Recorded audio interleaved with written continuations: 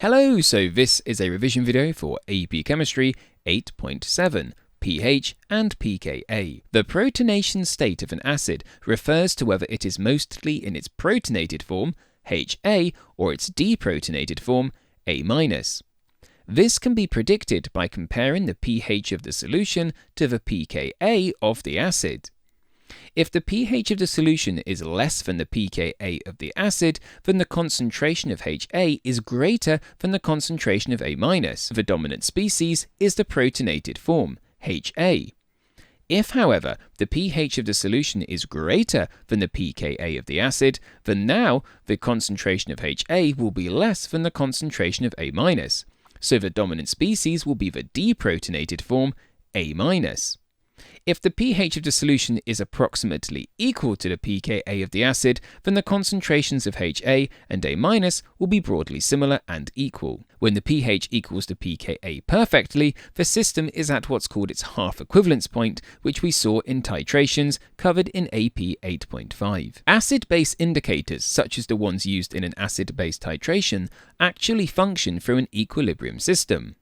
The indicator is a weak acid, with H Ind being the weak acid form, which is one colour, and Ind- being the conjugate base of the acid and is a different colour. As the pH of a solution changes, the position of this equilibrium shifts, causing the colour to also change.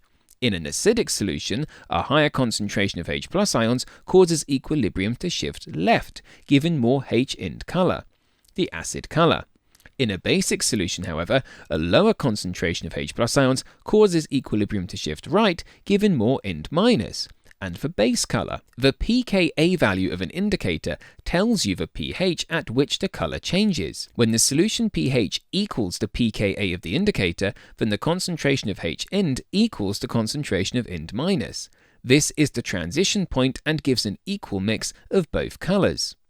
In acid-base titrations, indicators are chosen so that the pKa of the indicator matches the equivalence point of the titration. For example, the indicator phenolphthalein changes colour at around a pH of 8.3 to 10.0 and goes from colourless in acid to pink-purple in alkali. Methyl orange changes colour in the pH range of approximately 3.1 to 4.4, going from red in acid to yellow in alkali. A universal indicator is actually a mixture of many indicators, each with different pKa values.